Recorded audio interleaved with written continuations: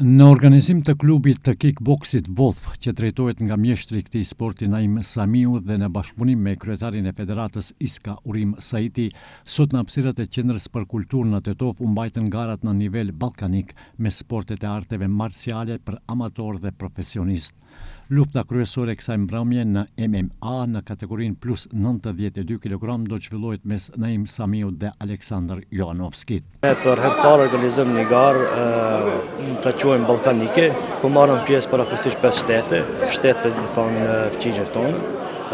Parafërsisht të 140 garues kemi. Kryetari i Federatës Ndërkombëtare Iska Urim Saiti u shpreh kënaqur për organizimin e këtij eventi në Tetov për të promovuar këto sporte marciale. Qëllimi është të promovojmë sportin në kickbox, në K1, në MMA, domethënë edhe në rajonet tona.